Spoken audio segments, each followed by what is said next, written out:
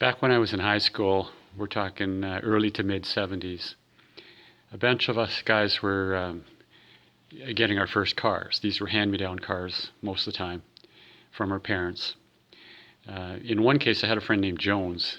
He had a car, but it was the family vehicle. They only had one car, and it was from his mom. And that car was an important asset to the family. They needed it to get the younger kids to school, buy groceries, this sort of thing. So Jones would drive this thing often to school once he got the car. Like, it was almost every day that he had it. One day he shows up without his car. So I said, "What happened?" He proceeded to tell me the story. In order to get to his house, he had to go into a T intersection. And he had to turn left and then turn right and then turn right, and he would be home. He did this every day. So out of habit, he would hit this T intersection at a certain speed, turn the wheel a certain amount, and he would complete his left-hand turn, and then right, and then right, and then get home. This one day that he didn't have his car, he said what happened was it had snowed during the day, and he was heading home, and out of habit, he hit that T intersection at the same speed he always does. However, with the snow, it was, of course, very slippery.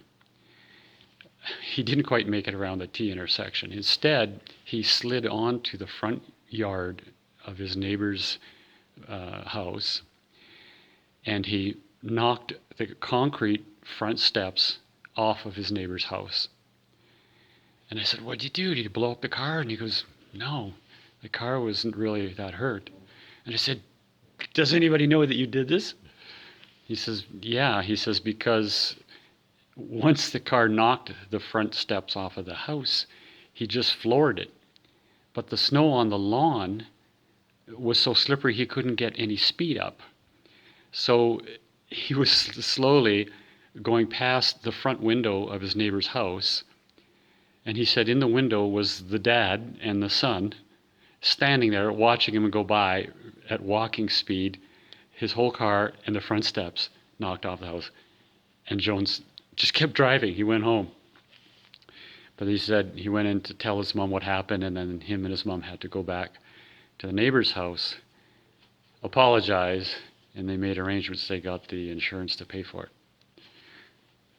That was my friend Jones's adventure for that day. More to come.